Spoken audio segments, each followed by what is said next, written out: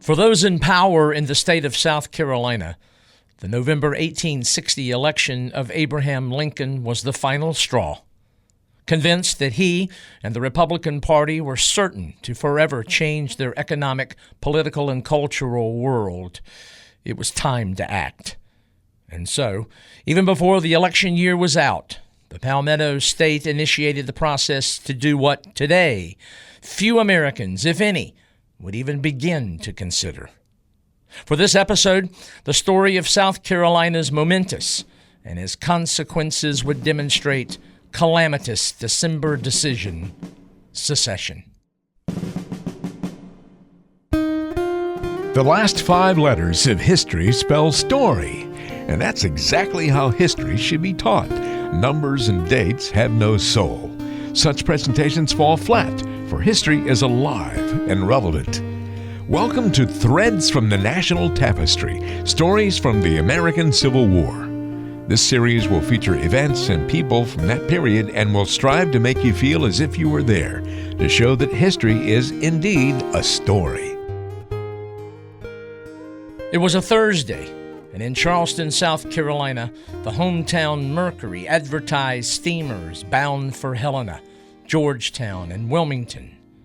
Among its advertisements, Dr. Schallenberger's fever and ague pills, Dr. Sweet's infallible liniment for horses, Bachelor's hair dye, the original and best in the world, and Sanford's liver invigorator. From the edition, Charlestonians also learned Christie's minstrels planned a serenade for the evening of the 21st, and perhaps many read and pondered the curiously timed printing of a poem entitled Living Alone. There was news from the Crisis Committee in Washington City, word from concerned European nations, and great detail about yesterday's action, the third day's proceedings at the Convention of the People of South Carolina.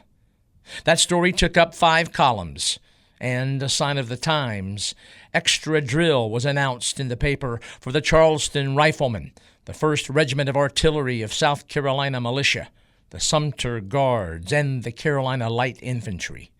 Oh, the Mercury also included a reprint from the Chicago Democrat, and again, curiously timed, from the pen of obviously an incensed Republican who was clearly anti-Southern.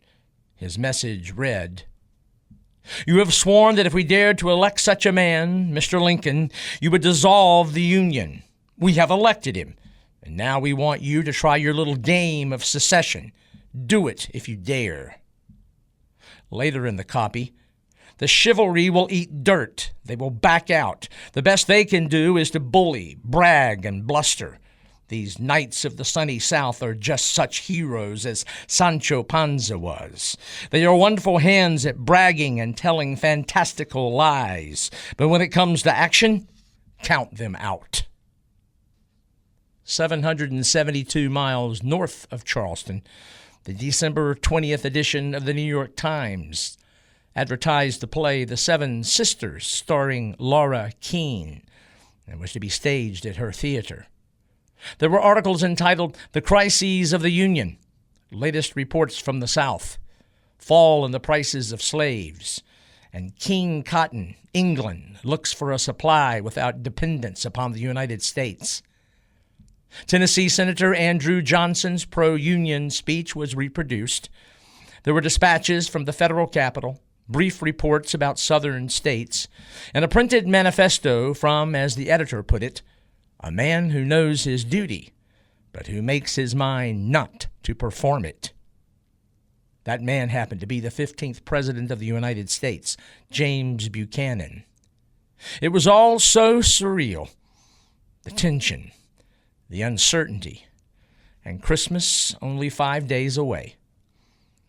205 miles south in the federal capital, the social season was in earnest and would be all the way through New Year's Eve, yet the usual rituals and festivities were out of sync, out of place, for futures were cloudy. Such were the events of Thursday, December the 20th, 1860, the day South Carolina seceded from the Union. This was not the first time the state had charted such a course. For 32 and a half years earlier, in 1828, Congress passed the so-called Tariff of Abominations, a political attempt to alienate the Middle States from John Quincy Adams in the coming election had gone horribly awry. Those that year working for the election of Andrew Jackson hoped that without woolens included in the tariff, New Englanders would not vote for it, and therefore anger the Middle States who wanted protection for raw products and iron. Jacksonians reasoned New Englanders would be blamed for the defeat of the bill, and that would keep Middle State votes from falling into Massachusetts native John Quincy Adams' column. Surprisingly, New Englanders voted for the tariff, saying they supported protection as a principle. Signed May 19th, the outrageously high tariff of 50% prompted, in particular, Southern reaction. 7 months later, South Carolina, meeting in Columbia, 8 resolutions were adopted. In essence, they proclaimed the tariff oppressive, unjust, and unconstitutional. Legislatures from Georgia, Mississippi, and Virginia followed suit. Added to those resolutions was a document entitled the South Carolina Exposition and Protest. It was written, but not signed, by the then Vice President of the United States, John C. Calhoun. His ghost-written document expressed the doctrine of nullification by a single state. Curiously, at that time, there was enough Union sentiment in South Carolina which kept the state from calling a statewide convention. But 4 years later, that is precisely what happened when on July the 14th, 1832, the Tariff of 1832 was passed. Though the rate was lowered to 45%, it wasn't enough to satisfy nullification leaders. And this time, they were bolstered when October 1832 state elections revealed that many Unionists in the state had moved to the states' rights position. Now there were enough votes to call for a state convention, and it convened November the 19th. 5 days after that convention met, and with only a handful of Unionists in attendance, the tariffs of 1828 and 1832 were proclaimed null and void by a vote of 169 to 26. The convention also made clear any show of force by federal authority would justify an act of secession. No question, to Andrew Jackson and Unionists, this was a direct challenge to the federal government. Enforcement of the law is the constitutional responsibility of the president. And at that time, the United States had a chief executive who would do just that. On December the 10th, 1832, Andrew Jackson issued his proclamation to the people of South Carolina. He called nullification an impractical absurdity and asserted the supremacy of the federal government. South Carolina countered with yet another proclamation, interestingly on December the 20th of that year. Not willing to just stand by and watch, Calhoun resigned the vice presidency on the 28th so that he might return to South Carolina and lead the fight. 3 months later, on March the 2nd, 1833, Congress passed the Force Bill, which gave President Jackson blank check power to enforce the 2 tariffs. Yet other forces were at work. The man behind the Missouri Compromise some 13 years earlier, Kentucky Senator Henry Clay, was trying to steer a middle course. Falling, coincidentally, on the same day the Force Bill was passed, the Compromise Tariff of 1833 was signed. South Carolina accepted this olive branch measure. Yet on March the 18th, and as a parting shot, declared the Force Bill null and void, and issued it the same day South Carolina's nullification convention adjourned. Both sides claimed victory. The fundamental issue? Federal versus states' rights. The Founding Fathers wrestled with it at the Constitutional Convention, and after the document became the law of the land, the issue reared its head in June and July of 1798, when Congress passed a series of eyebrow-raising measures. The Naturalization Act, which increased an alien's wait time for citizenship from 5 to 14 years. The Alien Act, which gave the president the power to order out of the country anyone he deemed dangerous to the public. The Alien Enemies Act, which in a declared war allowed the president to arrest, imprison, or banish aliens subject to enemy power. And the Sedition Act, which incredibly prohibited the publishing of any false, scandalous, and malicious writings against the Congress and president. These extraordinary measures moved Thomas Jefferson and James Madison into action. Jefferson, acting on behalf of Kentucky, and Madison for Virginia, the two in November and December of 1798 authored the Virginia and Kentucky resolutions. Both states declared firm attachment to the Union, yet also put forth a troublesome precedent: states' rights, nullification, and secession. All that established, and it would not be long before that precedent would be advanced. Fear created by the Louisiana Purchase, and tired of presidents from Virginia, a northern confederacy consisting of the 5 New England states plus New Jersey and New York was discussed. Its playing out and failure to materialize actually led to the July 11th, 1804 Burr-Hamilton duel at Weehawken, New Jersey.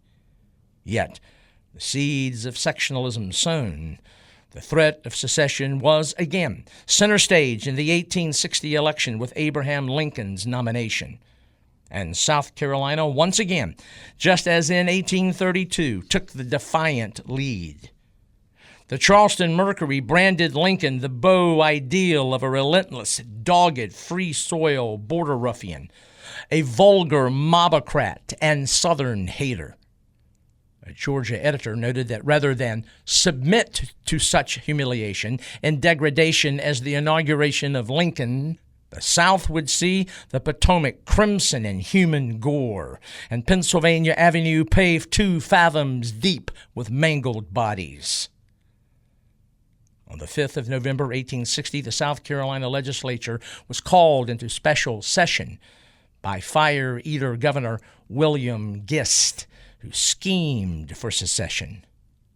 Anticipating a Lincoln victory, he called the body together that day to choose electors and arrange for measures of secession when the Republicans won. The next day, the 6th, was Election Day, and by nightfall, Illinois had gone Republican. Crucial swing state Indiana followed. As expected, the northwestern states fell into the Lincoln column. Around midnight, Pennsylvania and New York showed Republican leads. The final tally revealed that although Lincoln received less than 40% of the popular vote, electorally, he had a president making 180 votes from 18 free states. With the result, South Carolina diarist Mary Boykin Chestnut noted what was obvious when she wrote, "We are divorced, North and South, because we have hated each other so." Despite the fact that 1/3 of the states currently in the Union at that time did not even include his name on the ballot, Abraham Lincoln became the 16th president, and Chestnut's native South Carolina made good its pre-election threat. On Friday, November the 9th, and rolling through both its legislative houses, South Carolina called for a state secession convention, which would convene the middle of December in Columbia. And so it would be that on Monday, the 17th of December, that convention met in South Carolina's state capital and welcomed a new governor. Inaugurated only 2 hours after the secession convention convened, into the fray strode Governor Francis Pickens. The South Carolina legislature had selected him after 7 ballots, narrowly defeating Robert Barnwell Rhett, Jr., who coveted the position and opportunity. Inheritance and shrewd investment prompted Pickens' rise. He owned several Edgefield District plantations and had residences in Alabama and Mississippi. In 1847, and 42 years of age, he owned 417 slaves. Pickens' demeanor exuded the planter's curious mix of generosity, charm, and culture, with arrogance, pride, imperiousness, and moody disposition. His rhetoric fired a crowd, but his personality lacked warmth necessary to draw men to him. And he was keenly aware of that when he wrote, "I believe it my destiny to be disliked by all who know me well." This was not his first journey down the road to secession. A cousin of John C. Calhoun, he had been in the nullification fight back in 1832-33. Then, John Quincy Adams dismissed him as a classic example of the South Carolina school of orator-statesman, pompous, flashy, and shallow. A stout man with flabby features, watery eyes, and bewigged head, he told the legislature, "I would be willing to appeal to the God of battles, if need be, to cover the state with ruin, conflagration, and blood rather than submit." Within hours of his rainy inauguration, he wrote his old friend, James Buchanan, as one executive to another, insisting that all work on U.S. forts in South Carolina should stop, no federal reinforcements should be sent, and asked approval to place South Carolina state troops in still under construction Fort Sumter. There were others of the same stripe who made up the convention. Of those gathered in the Baptist Church on the 17th in Columbia, there were James Chestnut, Robert Barnwell Rhett, John Manning. Yet amidst all the excitement and drama, an event dampened the mood and mind of those assembled. It was learned that smallpox had broken out in Columbia, and rumor had it that contaminated rags from New York were the cause. Delegates voted to adjourn and move to a new site. Oh, and one last thing to do. That evening, they passed resolutions approving secession and drafting an ordinance. The vote? 159-0. Next morning, rickety trains pushed through the rain carrying delegates to Charleston, which itself had had a yellow fever outbreak back in 1858, and it claimed 700 lives. Indeed, the man who designed New York City's Central Park, Frederick Law Olmsted, labeled the city the worst climate for unacclimated whites of any town in the United States. Even South Carolinian James Chestnut called it a city of arrogance and doom. In essence, Charleston was a city-state, and oligarchy reigned, as evidenced by the fact that only 155 of the some 40,500 that lived there owned half of the city's wealth in 1860. The city's blend of ancestor worship and stifling custom made it a municipal cousin to Boston. The difference, as one put it, a Boston gentleman looked as if he knew everything, while a South Carolinian, and particularly a Charleston gentleman, looked as if he knew everything worthwhile for a gentleman to know. The chivalry here was inbred, interlocked by blood and shared values, to tolerate or deviate from norms they deem proper for a superior class. It is interesting to note that though they scorned Yankees as worshipers of the mighty dollar, they themselves spent lavishly. And with all that pride, there was, of course, the important matter of personal honor.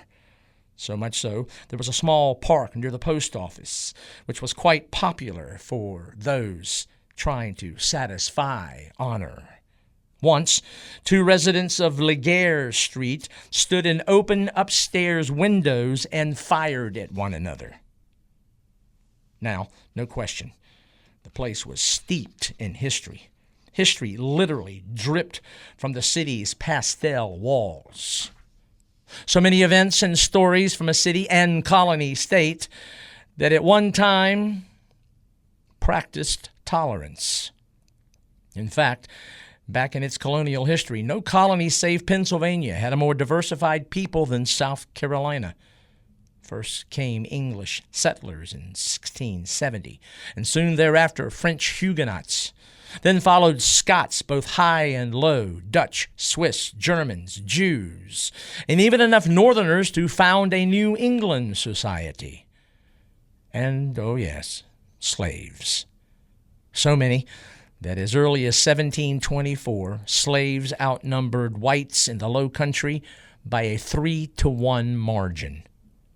They were there, for the most part, to service the rice plantations, the same rice plantations that gave rise to the great families which ruled the most oligarchical colony in America. Nowhere else in America did so few exert so much social, political, and economic power. For example, at one point in time, only South Carolina had property requirements for holding office. A legislator in the lower house had to own property valued at least 150 pounds sterling, 300 to qualify for the state senate. Therefore, planters controlled the legislature, and the legislature controlled everything else. The legislature appointed judges, the governor, and most other state officials, even presidential electors. And the elite seemed to ignore the way their colony, then state, sacrificed creativity for order and diversity for exclusiveness. From 1830 to 1860, those 30 years, South Carolina had steered a maverick course, and now Lincoln's election drove to the surface all just mentioned. And the city exuding this narrow order and regional exclusiveness was indeed South Carolina's most prominent city. Founded in 1670, the city took its name from Charles II of England. Its two main geographical features, the Ashley and Cooper Rivers, named for Lord Proprietor Anthony Ashley Cooper. 20 years later, it was the fifth largest city in North America. By 1770, 11,000 lived there, slightly more than half slaves. At that time, it was rice, indigo, and naval stores, tar, pitch, and turpentine that made the port the fourth largest in the colonies behind Boston, New York City, and Philadelphia. The city's early tolerance meant it was a haven for the religiously oppressed. French Huguenots felt comfortable here.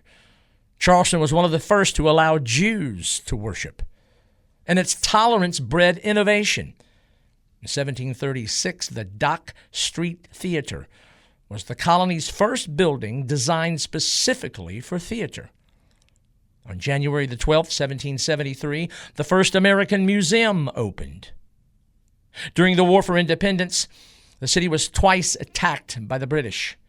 First, unsuccessfully on June the 28th, 1776, when Henry Clinton's British fleet and some 2,000 troops were repulsed from what would become Fort Moultrie, the thick, wet palmetto logs of the fort neutralizing the effect of cannon fire, and therefore sparking its inclusion on South Carolina's state flag and even its nickname. Clinton returned in 1780 with 14,000 and defeated General Benjamin Lincoln's American force of 5,400.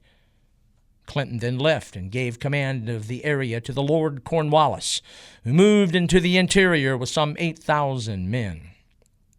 The British remained in Charleston until December of 1782, and with their evacuation in 1783, Charlestown became Charleston. 10 years later, the cotton gin's invention transformed not only the city, but the entire South. Cotton now became the cash crop, and that intensified the use of slave labor. By 1820, 23,000, mostly black, made Charleston their home.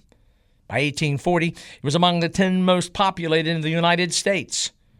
A thriving city, its commercial heart began just above Broad Street, where one could find 9 banks, 14 grist and 6 rice mills, commission merchants, lawyers, import houses, auctioneers, brokers, 6 iron foundries, 6 turpentine distilleries, 6 factories for making blinds, sashes, and doors, a railroad machine shop, sawmills, and factories for making umbrellas, cordage, and hats.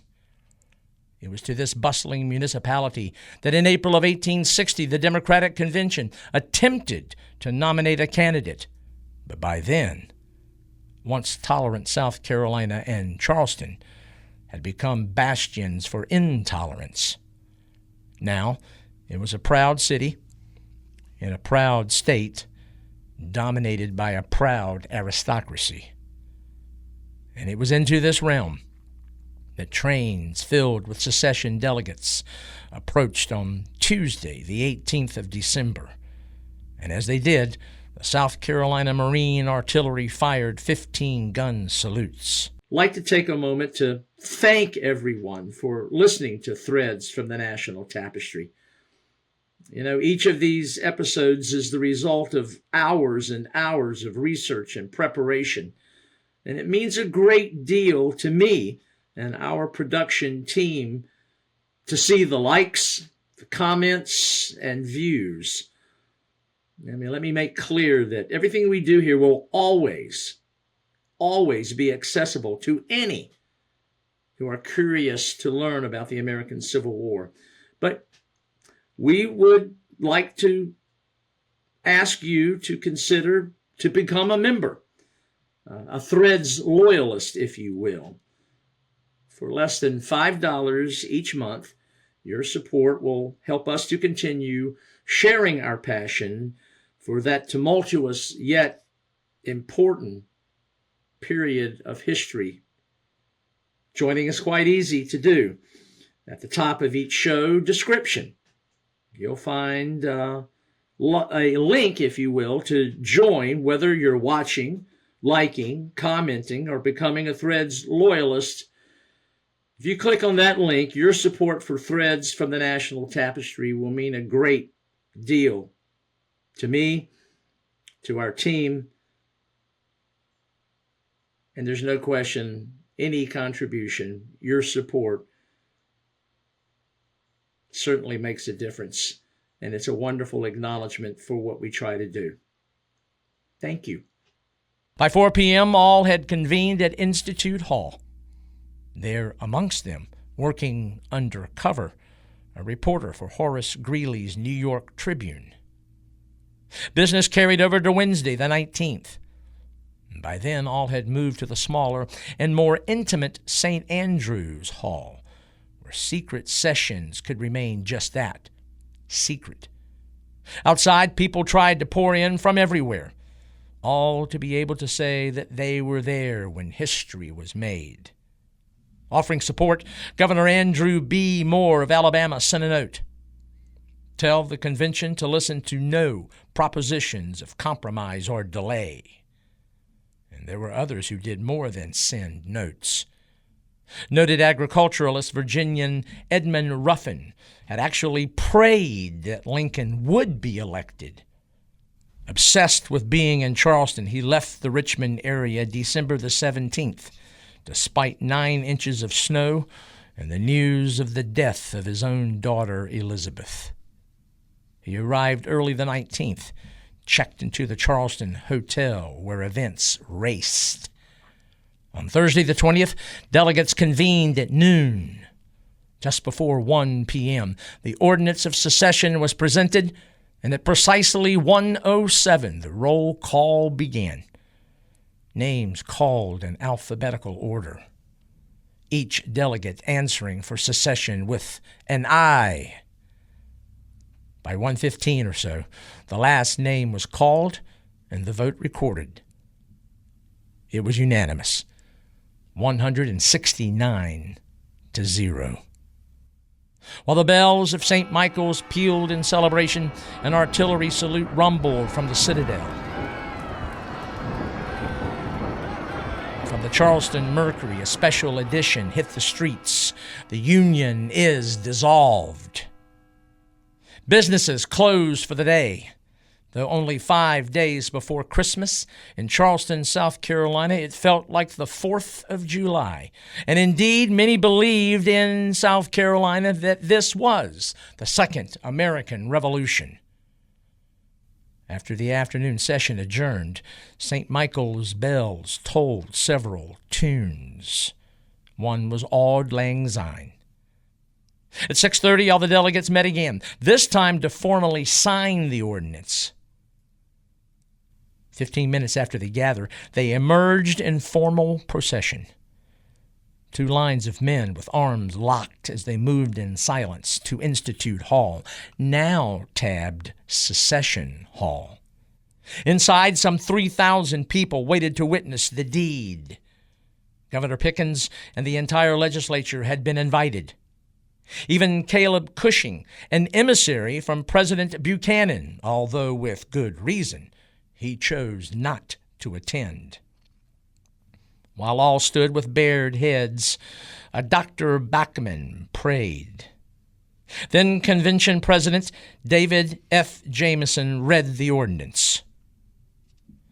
We, the people of the state of South Carolina, in convention assembled, do declare and ordain, and it is hereby declared and ordained that the ordinance adopted by us in convention on the 23rd day of May in the year of our Lord 1788, whereby the Constitution of the United States of America was ratified, and also all acts and parts of acts of the General Assembly of this state ratifying the amendments of the said Constitution, are hereby repealed, and that the union now subsisting between South Carolina and other states under the name of the United States of America is hereby dissolved. On the last word, dissolved, the hall erupted. An alphabetical order of districts represented. Each signed the document with a massive golden pen. It took some 2 hours. With seals set and signatures affixed, Jameson may well have taken up his gavel. It was one specially made for the occasion, polished ivory, cleverly chased with a handle made of ebony, and engraved in its head in black letters, Secession. Then he announced, I proclaim the state of South Carolina an independent commonwealth. Now the entire city of Charleston exploded.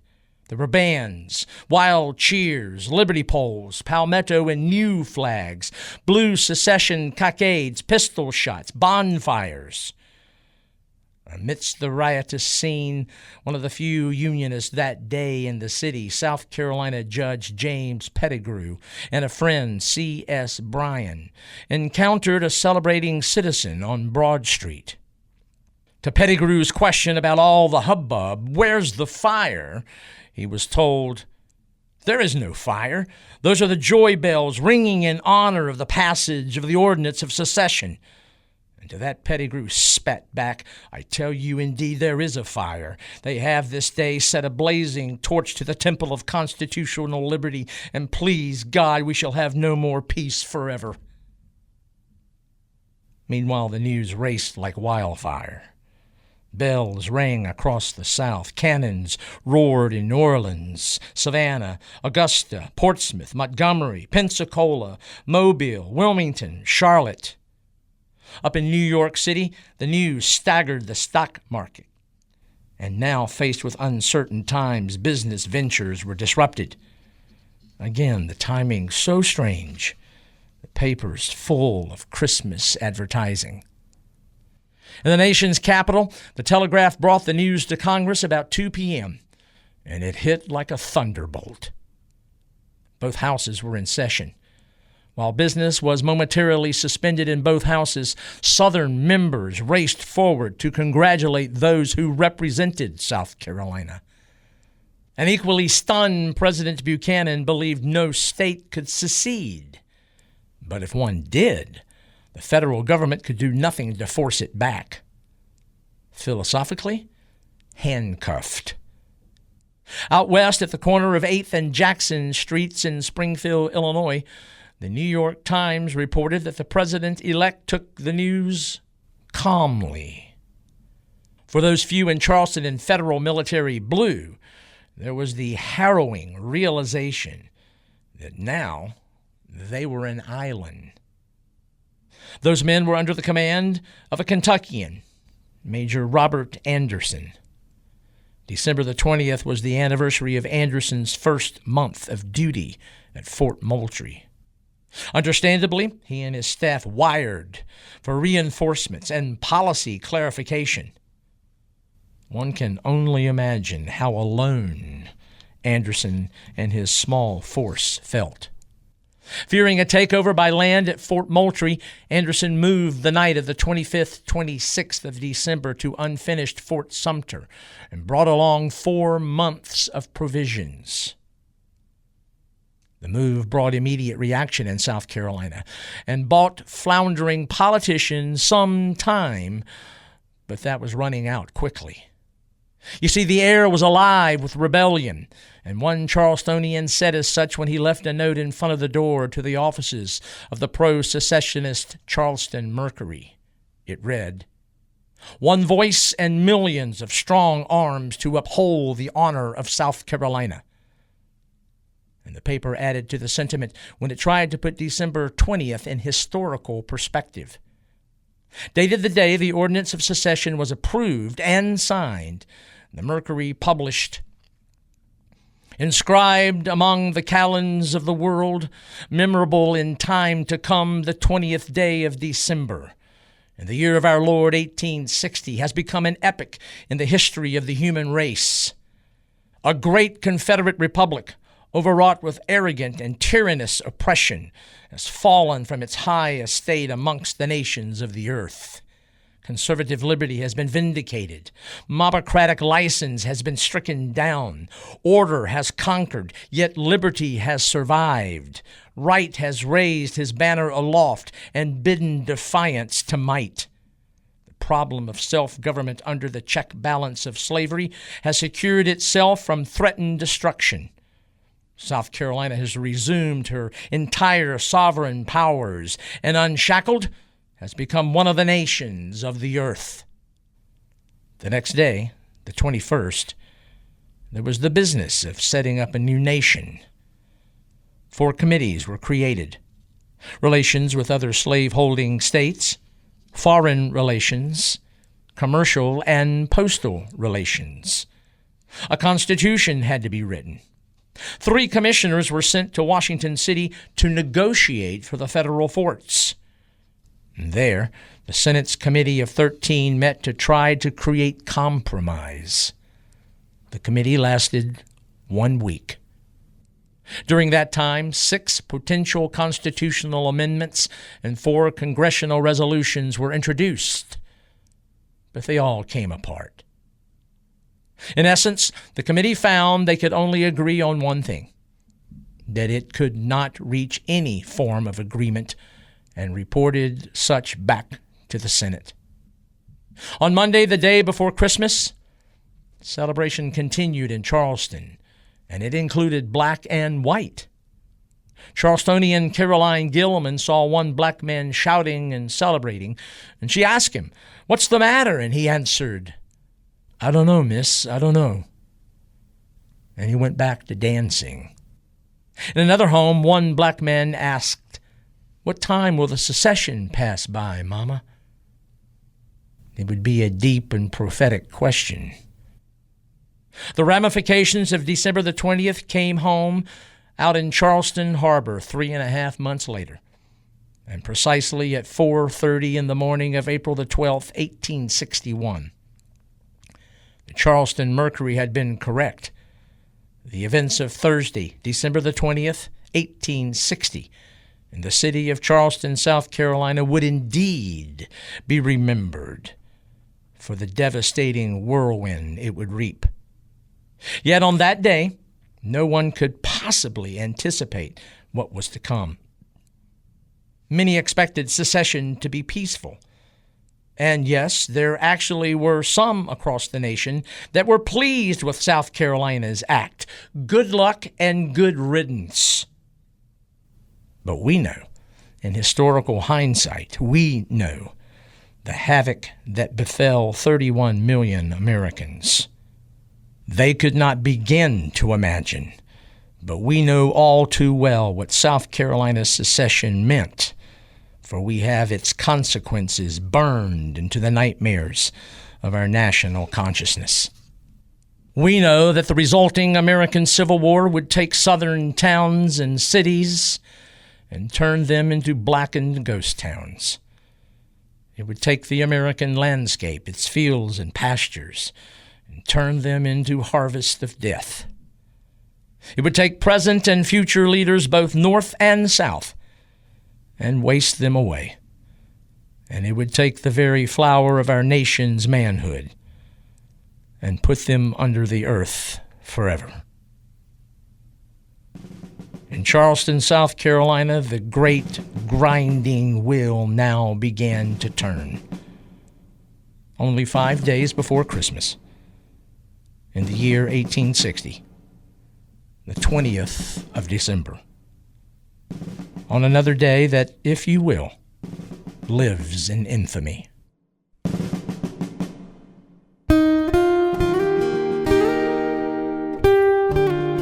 When next we gather, a two-part episode recounting one of the most remarkable and controversial figures from the American Civil War. The Confederate officer that prompted Major General William T. Sherman to spit out in frustration, "That devil must be hunted down and killed if it costs 10,000 lives and bankrupts the federal treasury." And yet, reflecting on his military prowess, that same Union officer admitted that the devil was, in his words, the most remarkable man the Civil War produced on either side. Today, respected, admired, and also in the same breath despised and hated. Next time, we tell the story of the man who to this day is a lightning rod for passionate reaction, both pro and con, the so-called Wizard of the Saddle, Nathan Bedford Forrest. In the meantime, a sincere wish that you will continue to be responsible and safe, and yes, happiest of holidays. And here's to a hopefully healthier and kinder new year. This is Fred Kiger. Thank you for listening.